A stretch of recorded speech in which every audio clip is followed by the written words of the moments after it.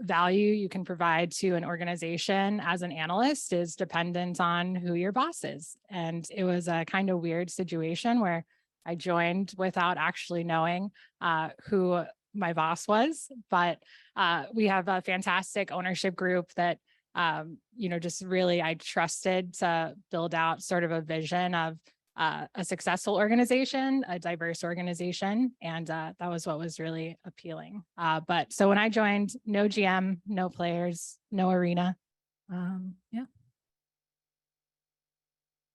Awesome. Thank you. I guess my next question is sort of the key one. With an expansion team, you literally have nothing. So where do you start? And that can cover hiring a GM, but also just from an infrastructure standpoint. Yeah, so I guess we'll start sort of globally with the organization and then sort of filter down into the fun nitty gritty stuff that maybe people in the audience care about, like the data and that kind of infrastructure. But so one of my first tasks when I joined in June 2019 was to help us hire a general manager. So I always tell my boss, remember that I hired you, which isn't totally true, although I was involved in sort of the interview process. We ultimately hired Ron Francis, who is a Hockey Hall of Famer. He was previously general manager of the Carolina Hurricanes, just a fantastic human. And I remember through the interview process, I saw this Excel sheet that he had produced, and it was like, had color on it. There were like borders. And I was like, this is like nothing I've seen from a general manager before. And so I call him a nerd a little bit, even though he is a Hockey Hall of Famer. So that was step one. After he was hired, we spent many, many days in the office looking at organization charts. And it sounds really, really exciting to get to build something from scratch. And it really, really was, but it's also incredibly daunting. Like, I remember in like Google Chrome, I still have them to this day, and like my bookmarks bar, I had links to every NHL, NFL, MLB, like every organization in professional sports. Okay, how are they structured? Having conversations with people across other organizations. What do you like about your structure? What do you not like about your structure? And so that was, I think, a really exciting thing to get to work on. And probably step one. And it wasn't really until like the winter that we started hiring like some scouts, and then finally, eventually we got to hire sort of an analytics technology team. And that's when I convinced Namita to come and leave the NFL and work for a team that didn't have a name. Yeah, so that was gonna be my next question is, how do we get Namita into the story? When did you decide, or when did you get approval to move forward building an analytics team, and what did that hiring process look like? So with me being, employee number one, a lot of times when we talk about sort of hiring or expanding, and I think people in this room, you've probably gone from being like a team of one to now, some Major League Baseball teams, you're in the 20s for sort of R&D staff. I just kind of put a team on the org chart and was never told that's too many people. So I think getting to sort of just have it sort of in the DNA, like me being there from the beginning, it was like, of course, we're going to have a technology team. Of course, we're going to have like analysts on staff. This is important. We're building from the ground up, and ownership and our management group was invested in it. I had known Namita since she was in undergrad. And so I sort of isolated in on her, like coming from the NFL, working with tracking data, the NFL draft. I knew that she would be, a really good part of our group, and was able to convince her to come along. Awesome. So Namita, going to you now, what did the Kraken look like when you joined?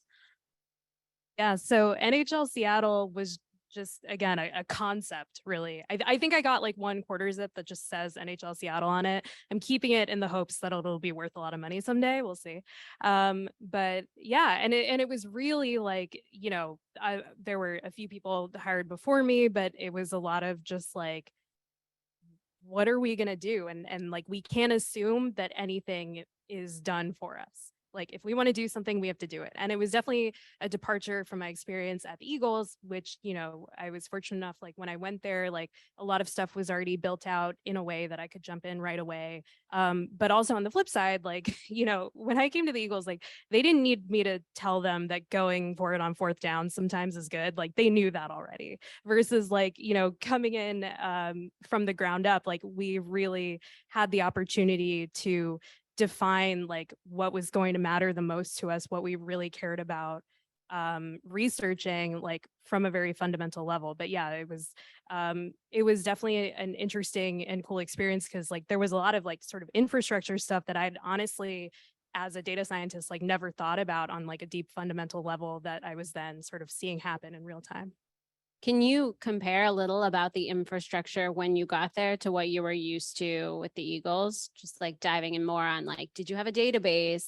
Did you have data? Sure. Yeah. So like, yeah, when I first went to the Eagles, I was like, okay, so I do these SQL queries and then the tracking data like shows up in my Art Studio window and it's like really cool. And then I, went to the Kraken or formerly NHL Seattle and I learned that like someone has to build and maintain those databases. And they don't just show up, which was fascinating. I mean, we were still able to, I think, work on some analysis more immediately, even as the infrastructure pipelines were being built. But it was actually the type of thing that honestly caused us as analysts, me and my counterpart, Danny, to really think critically about kind of how we were writing our code and our processes to sort of know, like, in the future, if our infrastructure looks different, how are we going to sort of piecemeal and like fix things and update things in a way that like we don't look at this a year from now and think like we're screwed because we wrote this in a way that like cannot be adapted. So Alexandra, with the need on the infrastructure side, how did that drive your hires? Like, was Namita as a data scientist your first hire, or did you start with engineers, software developers? Yeah, so I started in June, and then we had our first analyst come on board in January, and then we had a data engineer and developer start at the same time as Namita, like March.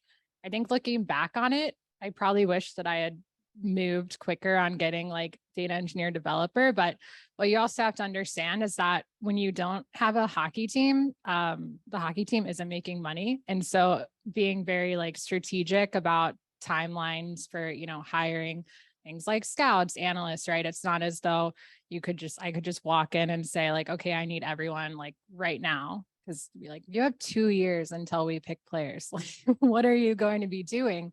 But just on the newness of it, I remember like Ron came into the office and he was just like, do we like this player? Like it was an NHL player. And I'm like, I don't know. We don't have a player evaluation model yet. And so those are the types of questions that seem so basic, maybe to anyone working for an organization. Like, is this player good?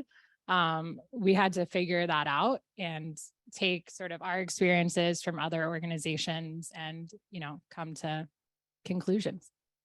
So along those lines, what was your roadmap like from an analytics standpoint? Like what did you decide? Okay, this is the first model we need to build. And then on top of that comes this and this. Did you essentially have a 2-year plan, or were you more just like moving, piece by piece? I mean, I'll just say like it was interesting to sort of look back on like the beginning of my tenure and our tenure with the team because, initially we were so focused on the expansion draft, right? Because that's the big thing. That's the foundation of how we're going to, build our team. And obviously with like NHL player evaluation, we built those models to use it for the expansion draft last year and then also continue to use it because it's still useful for us to know which players are good. Yeah, like that was sort of top of mind for basically, since I was started for the Kraken up until, the expansion draft, like that was really like, especially a lot of the infrastructure that was built, it was to facilitate like, okay, how are we going to run through scenarios? Like, what are we going to do if XYZ happens in terms of like protection lists and trades and stuff like that?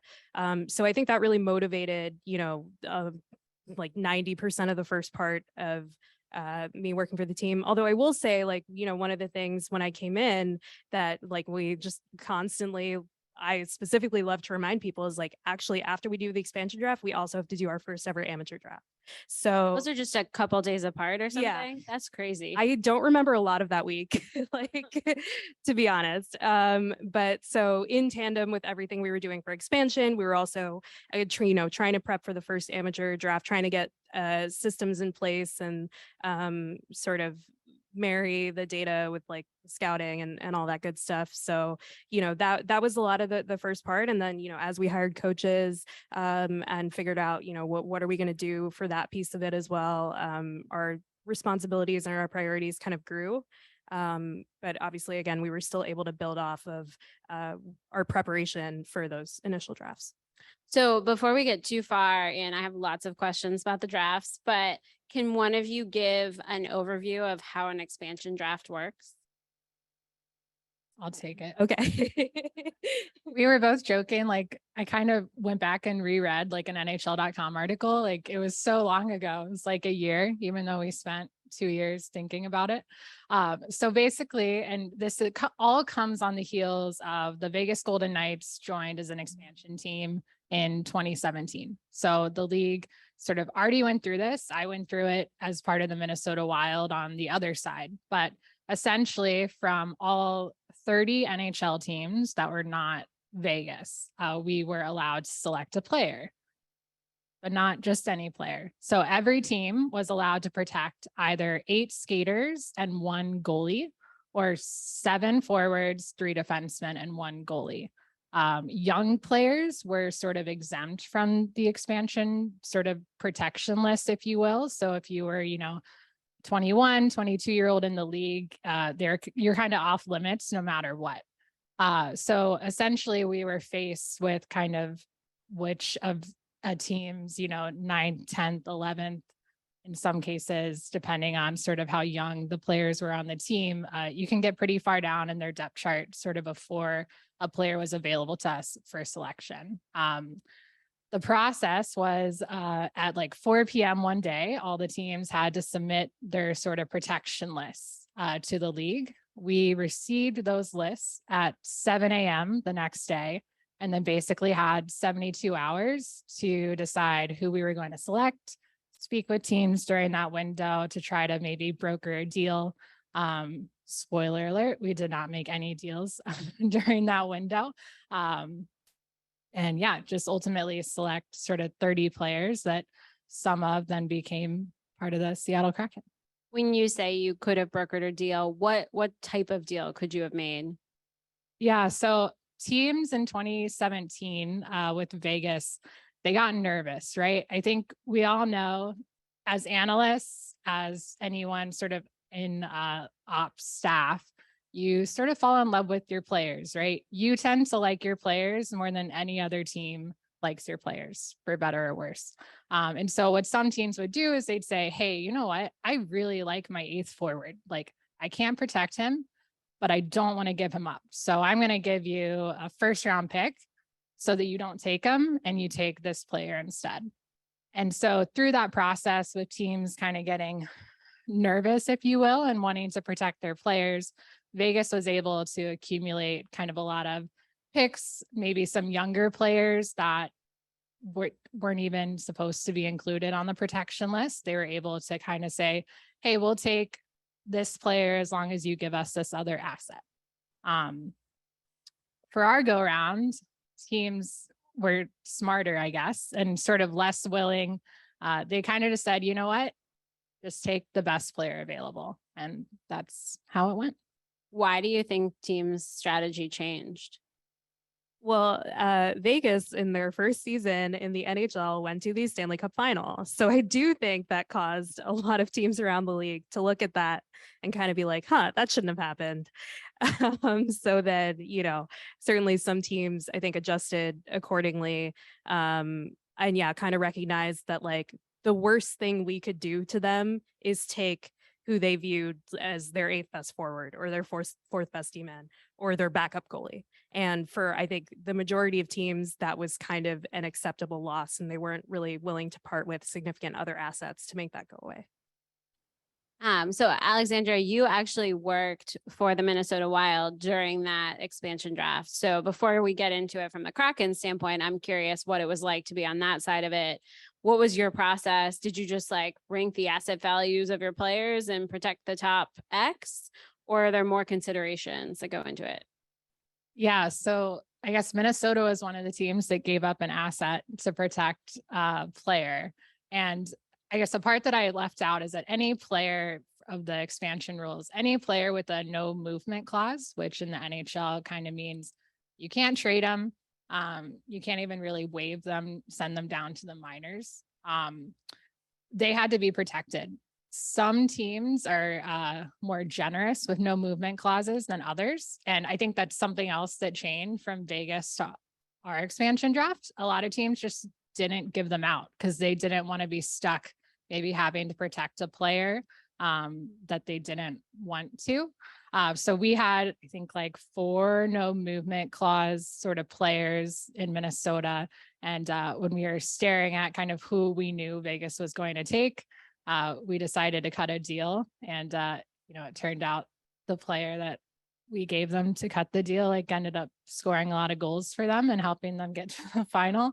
So yeah, it was definitely interesting. And I mean, even on sort of that side of it, you kind of went through the same process where you're like, okay, for all the other teams, like who's in trouble? So you think about what teams around the league were doing to prepare for us coming in.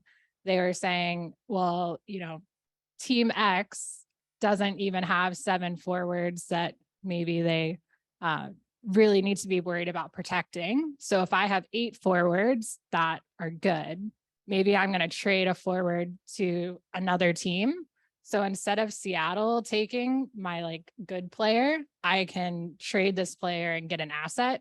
And now I'm not worried about anyone Seattle is going to take from me. So Namita, going back, you mentioned when you started, there were these 2 different drafts that you guys needed to prepare for. Can you talk a little about how that preparation process differs between the 2? Yeah, I mean, I think a big thing is like, at this point, this sort of data we can get both from the NHL itself and from third parties is really, really sort of granular and detailed in terms of like NHL player performance. And then even now with tracking data, like we're going to get such a fine picture of everything that goes on the ice in the NHL. I think a similar process, like, people want that to happen across different junior leagues for preparation for the amateur draft, but it's more recent and also it's more complicated. And I think anyone who's worked with like tracking data or any data set across leagues knows that like as soon as you get it, you don't get to right away make a perfect model because you need years of kind of data to be able to back test and try new things and do different stuff.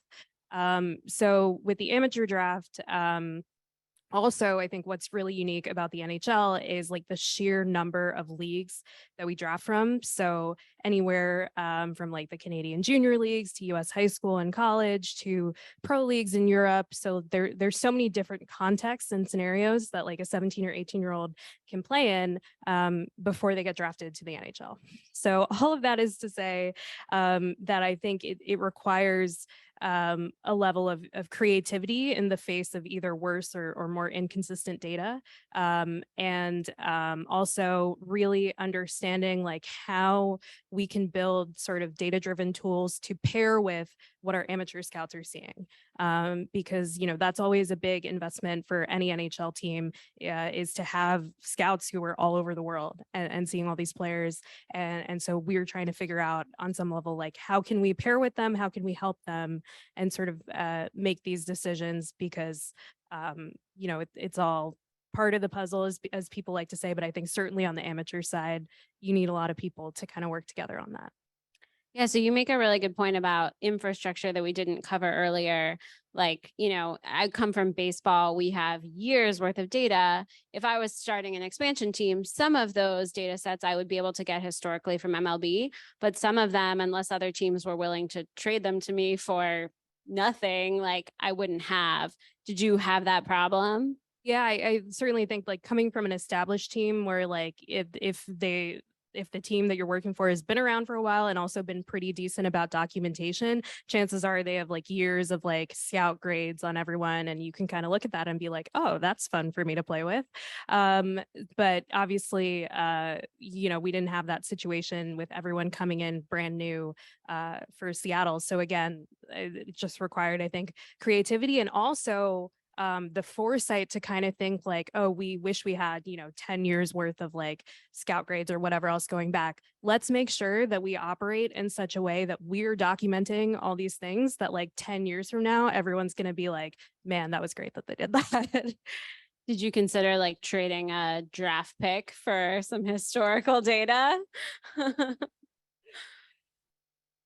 Alex wouldn't approve it. So I don't know if it happens in other sports. In baseball, we do trade data. It's just generally data for data. So in your case, you'd have to get creative.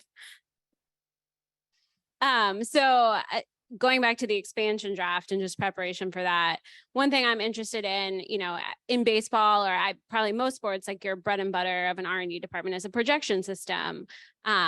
I'm wondering for expansion draft, like, is it more nuanced than that? Are you just trying to evaluate the best players and pick the best players, or are there other considerations that are unique to the expansion context that you had to account for? I mean, I think it's certainly like, we want to pick the best players. Obviously, there's some consideration as to like, we have to ice a team. So we can't be like 30 forwards that we pick. But even that, I think, is a relatively like simple constraint to kind of build into a model. I think on a more sort of philosophical level, there's this idea, like you look around the league, like we didn't want to be sort of like at the cap right away and then be really constrained in terms of what we could do after that. I think we wanted to build a good foundation, but it's funny, like my favorite activities, like when I see like an expansion draft retrospective on like a website or something, I always immediately calculate like the salary cap hit of all those players. And it's always at least like 20 million over the cap. So I was like, cool, thanks for the recommendation. So, we wanted that flexibility. And I think that flexibility allowed us to do things that we're excited about this year. And then beyond that, I would just say, like, when you're this idea of like, okay, picking the best players and what does that mean? What does it mean to project player performance? We were in a really unique situation where like when you're projecting what a player is going to do next year, sometimes you can sort of convince yourself that you're doing a great job just because he's staying in the same situation, he's staying with the same team, he's playing with, let's say, the same line mates, and then he's doing the same stuff. And then you're like, wow, like he scored the exact number of goals that I said he would. Like, I'm so great at this. But, a big thing for us is like, we're taking all of these players from 30 different contexts, and then we're putting them on the Seattle Kraken. So what is going to change about the way they play? What's going to change about, the quality of their teammates and the quality of their competition? Are there players that we think are kind of being stifled and maybe, let's say, not putting up great top line numbers, but, secretly have the potential to play higher in the lineup? So I would say, broadly speaking, those are a lot of the considerations. Yeah, awesome. So Alexandra, Namita mentioned, there were some philosophical questions you had to answer. I'm curious, were there conversations that you or your team were involved in about just philosophically, what's the 3-year, 5-year plan for the Seattle Kraken? Do we want to be good right away? Is there some reason that we want to try to instead target being good in 3 years because we think that's more sustainable? Obviously, I'm sure you would have loved to win right away, but I'm just wondering from like a planning standpoint. Yeah, I think our kind of line was, well, we want to be good now and good later. But we don't want to be good now at sort of and not be good later. I think, at the expense of being good later. And that's what we were sort of intentional. I think another thing that sort of Vegas did that we didn't do is maybe they took on some, bad contracts for assets. And we kind of wanted to keep our slate clean. In the NHL, it's a very like hard cap league. You can't get out of a contract once you're in it. Really at all, unless you buy out a player, but then they're kind of still on your books just at a discounted rate. So for us, just being really intentional about, the contracts we were taking on. And as Namita said, like that flexibility allowed us to be sort of more aggressive this summer and put us in a position to get some good players. Our plan was never to, I guess maybe be in the position we were last season, which was at the sort of towards the bottom of the league. But, I think we look towards the future and kind of the assets we were able to accumulate at this last trade deadline. We gained like 10 draft picks by trading some free agents. And that kind of in a way made up for maybe the lack of side deals at the expansion draft itself. So we have, Namita, who's a data scientist up here. Obviously, there's another part of your team that's more on the development side. Can you talk a little about some of the tools that they built that helped prepare for the expansion draft and the amateur draft? Yeah. So in some ways, I would say I get more jazzed up about technology than sometimes I do analytics. Sorry, Namita. At my core, I did industrial engineering in school, and like the thing that you're just always taught is like, how can we make this process better? Like, how can we improve efficiency, sort of improve the quality of life of users? I think if you're in software, it's so important. I'm really excited for the panel coming up about software engineering and sports. What I faced in Minnesota, we had a website that I built, and it was like, how do I get people using this thing? Like, I just send PDFs to people with reports. Like, how do I get them actually clicking on a link and engaging with the site? And the beauty of being an expansion team is that when people were hired, I was one of the first people they were talking to, because I was the one that knew everything because I had been there the longest. Like, I'm the one setting up their email. I'm the one making sure they get a computer. And I'm like, oh, by the way, we have this website. You have to use it. And so getting to instill kind of the processes from the beginning, I think has been really key to our culture.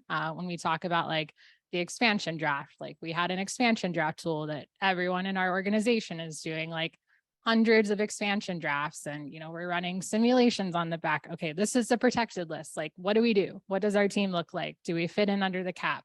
How do we project for the next year? And, now that tool has since been retired, RIP. But we have other tools that are just forcing people to engage not only with our data, like the projection models, but with their data, in terms of scouting reports and sort of their opinions, and just improving their quality of life. And I'll just add real quick that an amazing part of this for me, even though it's not my job, is that it frees me up to do more of my job. So if you have one person who's supposed to be the unicorn, and I imagine if I was a one person data team, I'd be making crappy databases and then hopefully building decent models, but then making a crappy shiny app and then getting probably mixed reviews on the whole endeavor. But at the Seattle Kraken, I get to build models and spend a lot of my time doing that, and then know that afterwards when we have the results and we're talking about how to display it, that it's in good hands and that it's going to get eyes on it because it's displayed in a user-friendly way, and in a way that people are actually going to take a look at it. So I'm curious, sort of to start wrapping up, before we open it up to questions. If you had an opportunity to give someone who was starting another expansion team some advice, or maybe to give the NHL some advice on how to change the system, or the processes in place, do you guys have any thoughts on what you would say? I mean, I think maybe just alluding to something I said earlier, advice for anyone working in this situation, and even if you're not working in this situation, but just document everything. It's so easy, I think, especially in the whirlwind of starting a new team, expansion or otherwise. It's so easy to get caught up in stuff and not write down what you're thinking, or not document this is our first sample expansion draft. But I think that was something that we prioritized, and it really benefited us on the day of. We had gone through so many reps and we had so much documentation of if this exact situation happens, this is what we've planned to do. And when there are so many moving parts, it's just so essential to do that, or else you'll just get caught in a sea of all of these decisions. That I just do want to add, after our expansion draft, we looked back on kind of the first ever expansion draft that we did when we had a bunch of like part-time pro scouts. And we all got together in January 2020, the good old days. And we did an expansion draft, and we had exactly one player that we actually drafted from our initial expansion draft. So Why do you think that was? Was that because you didn't have the projection systems built at that point, or was it because teams behaved in ways you didn't expect? it was a mixed bag. Like some players, it was nice because we would be having conversations and we'd say, oh, we think this player is going to get like good next year. Like that's our guess. And then bummer for us, they got good like a year too early, right? Or they showed it reflected maybe in their traditional numbers a year too early. So maybe they moved to a protection list. There's also like just players were traded, they were signed. So it's kind of a different player pool was available. Makes sense. Sort of last question I wanted to ask you guys to compare and contrast a little with your past roles.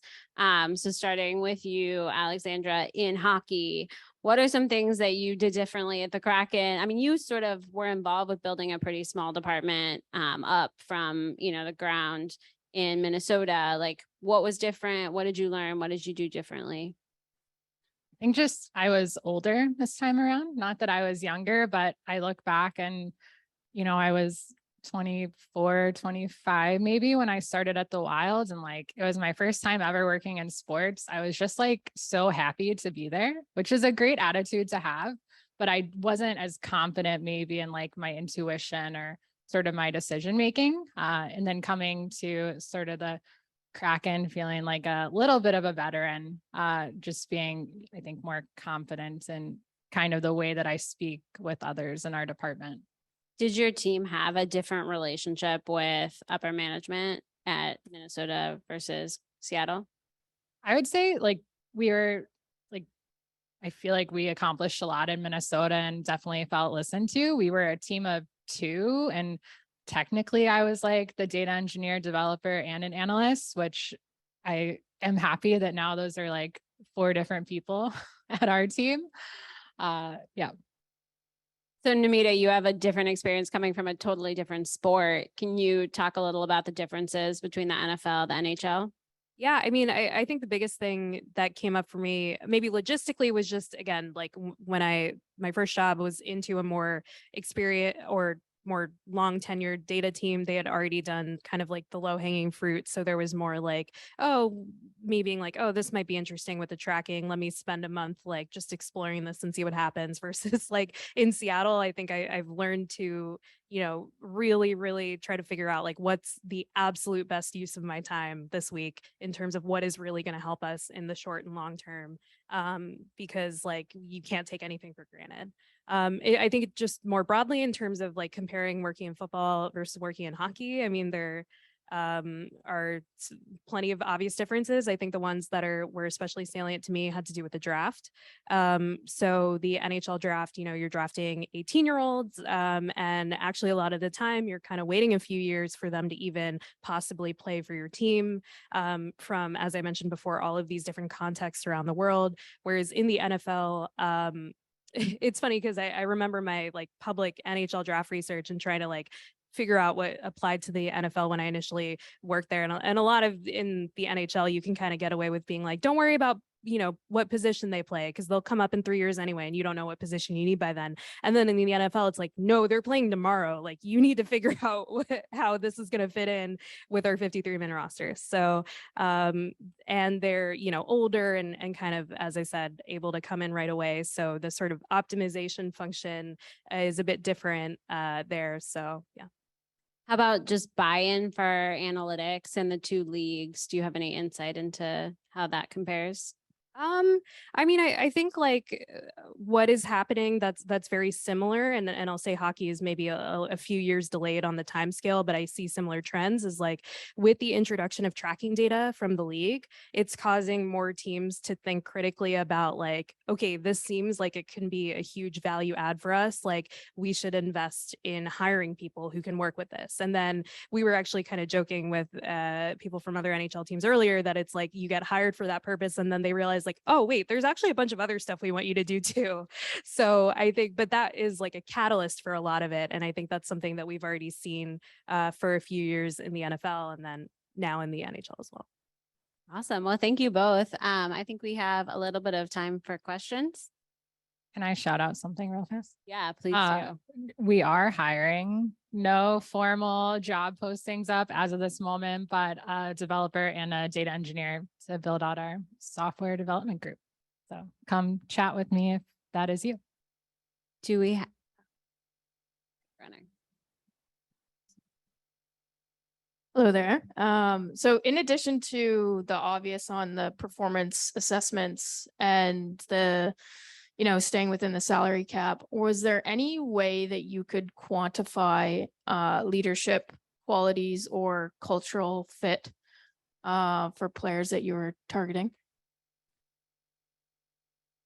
I would say that that's where sort of the scouts come in on sort of their background knowledge and like what I didn't realize sort of coming into sports, I was like, oh, scouts go to a game and then they write a report about it and they do grades. And they certainly do that. But a lot of their value is in kind of the network of sort of people that they have around them, whether that's scouts from other teams or speaking with coaches or athletic trainers. And it's even more so like when you get into the amateur draft side of things, you're talking to like their friends and their teachers and their parents.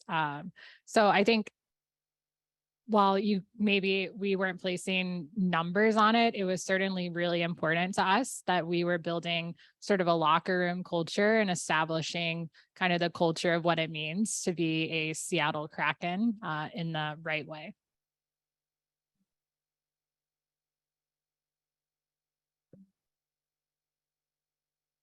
Hi, my name is Grace. So my question is about the amateur draft also. I was wondering how you're able to evaluate players from so many different leagues. Like, is it easy to obtain that data or is it very difficult since you're relying on so many different sources for it? And like, how are you able to, once you have it all gathered, like what models are you using or what are you looking for in young players, like 17, 18-year-olds? Thank you.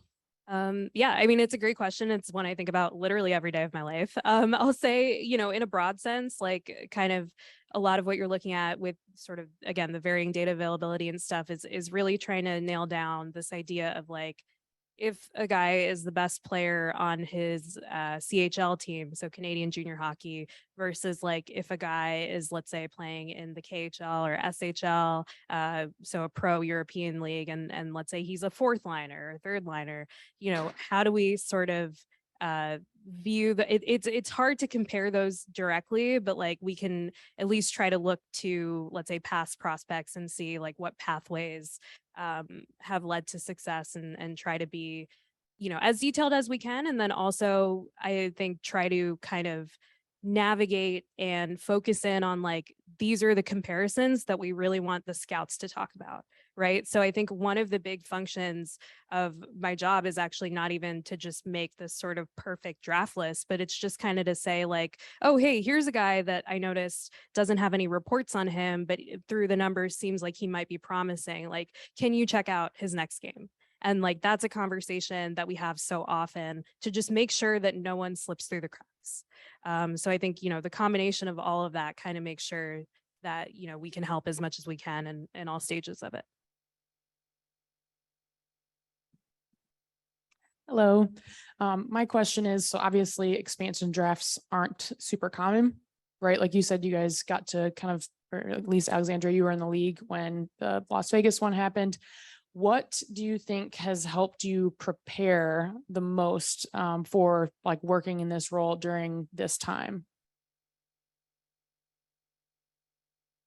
I don't know if I was really prepared. Like, I think certainly having been in the league kind of at the time, and I think this would have been sort of a hard job to do if I had never worked in the NHL before. But I think in general, just being really like, we've had to fly by the seat of our pants like a whole lot and being willing to be flexible. And I don't think that's unique to working for an expansion team. I think anyone who works in sports in this room knows that you might walk in on like a Tuesday and the trajectory of your day can just totally change as far as priorities.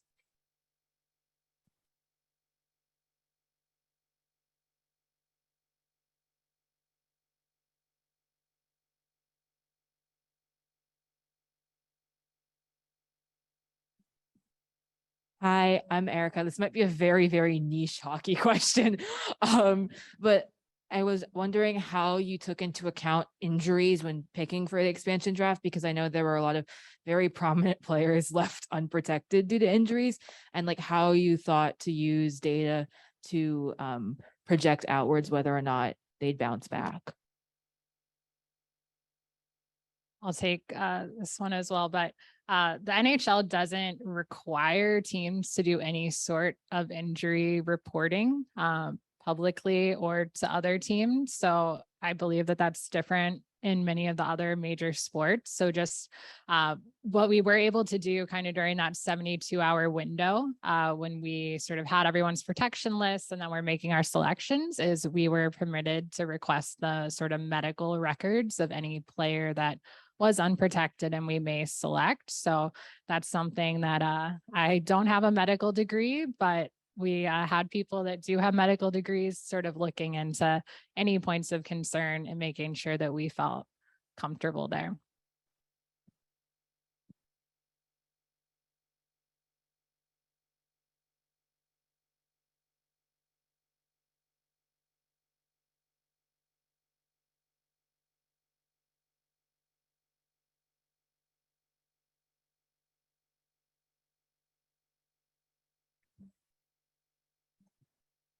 So you alluded to this a little bit when you talked about like bringing people in and training them. What are some of the other benefits to starting with a clean slate? I mean, I always like to joke that, like, you know, instead of dealing with other people's mistakes and bad contracts, like we get to make our own mistakes and give out our own bad contracts. But yeah, I think that's the biggest thing is like, you know, trying as hard as possible to like, you know, every line of code that we write to make sure that it can be sort of usable and readable in the future. I think sometimes when you step into another context or team that has existed for a while, you kind of have to immediately figure out like how they do things and what are all the conventions. And, you know, we get to try to make our own conventions. And at least, you know, we had the over a year run up to the expansion draft where we could try to be thoughtful about, you know, how we were setting everything up. Rather than like, I think a lot of the times when you are hired by an existing team right away, they're like, all right, we have a game tomorrow. So like, you got to get into this and you got to just go. So we were able to at least, like I said, you know, take a little bit of time, be thoughtful about every kind of step of that process. We have time for one more.